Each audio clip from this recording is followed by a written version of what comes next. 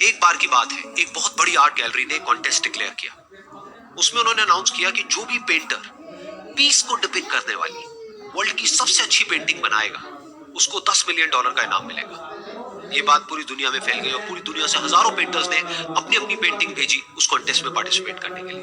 उन हजारों पेंटिंग्स में से जो इस कॉन्टेस्ट के जजेस थे, उन्होंने फाइनली 100 पेंटिंग्स को शॉर्टलिस्ट किया और उन 100 पेंटिंग्स की एक एग्जीबिशन लगाई।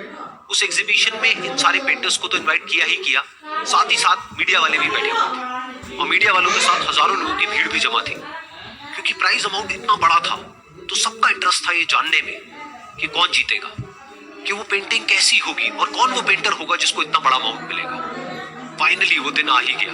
वहां पर सारी ही पेंटिंग्स देखने लायक थी और एक से बढ़कर एक थी। उसमें से कुछ पेंटिंग्स थी जहां पर सबसे ज्यादा भीड़ थी।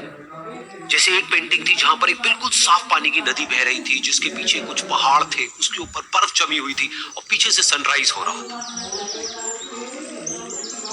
एक और पेंटिंग थी जहां पर पेंटर ने पीस को डिपिक्ट किया था फुल मून नाइट के थ्रू, यानी कि एक बिल्कुल पीसफुल लेक थी जिसका पानी बिल्कुल स्टिल था, इतना स्टिल कि उसके अंदर आप रिफ्लेक्शन देख सकते थे आसपास में जो भी कुछ था उसका, बिल्कुल एक मिरर की तरह। और बिल्कुल डार्क आसमान में कुछ तारे चमक रहे थे और एक चांद चमक रहा था।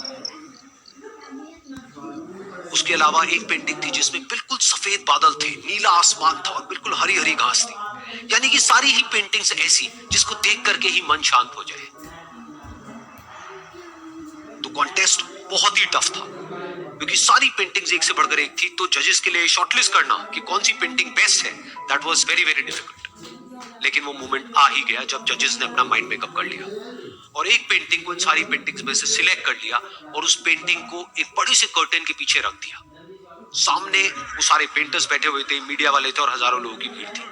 सबकी क्यूरियोसिटी बढ़ती चली जा रही थी क्योंकि अमाउंट बहुत बड़ा था। लेकिन जैसे ही वो पर्दा हटा और सामने से सबने उस पेंटिंग को देखा तो सब हैरान रह गए। सब एक दूसरे की शक्ल देखने लगे। किसी को कुछ समझ नहीं आ रहा था कि एक्चुअल में हो क्या रहा है, क्योंकि वो पेंटिंग जो वहां पर दिख रही थी वो दूर दूर तक शांति को डिपिक्ट नहीं कर रही थी। तो सबको लगा कि शायद उस आर्ट गैलरी से कोई गलती हुई है या जजेस से कोई गलती हुई है और किसी गलत पेंटिंग को वहां पे रख दिया है। तो कुछ पेंटर्स एक साथ गए, जाकर के उस आर्ट गैलरी के ओनर से मिले और जाकर के उससे पूछा कि क्या ये कोई गलती है, गलती से कहीं कोई गलत पेंटिंग तो आपने वहां पे नहीं रख दी। तो आर्ट गैलरी वाला थोड़ा सा मुस्कुराया और बोला नहीं, ये पेंटिंग बिल्कुल ठीक है। जजेस ने इसी पेंटिंग को सिलेक्ट किया है और यही पेंटिंग आज की विनर है। सारे पेंटर्स ये जवाब सुन करके गुस्से से भर गए और सबने मिल करके रिवोल्ट कर दिया। और ये देख करके सारे मीडिया वाले अपनी अपनी जगह से खड़े हुए और भागते हुए गए उस आर्ट गैलरी के ओनर के पास में और अपने अपने माइक उनके मुंह के आगे कर दिए। तो अगेन वो आर्ट गैलरी का जो ओनर था वो हल्का सा मुस्कुराया और उसने कहा कि मुझे कुछ बोलने से पहले एक बार इस पेंटिंग को आप लोग ध्यान से देखिए, थोड़ा पास से देखिए, शायद आपको कुछ ऐसा नजर आए जो दूर से नजर नहीं आ रहा है।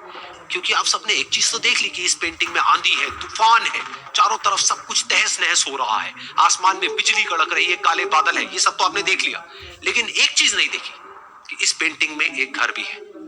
उस घर में एक छोटी सी खिड़की है जहां पर एक आदमी खड़ा हुआ है। ध्यान से जाकर के देखिए, वो जो आदमी खड़ा हुआ है और बाहर देख रहा है उस घर से, उसके चेहरे पर कोई डर नहीं है बल्कि एक हल्की सी मुस्कान है, एक ठहराव है, एक सुकून है। और यही है शांति का असली मतलब।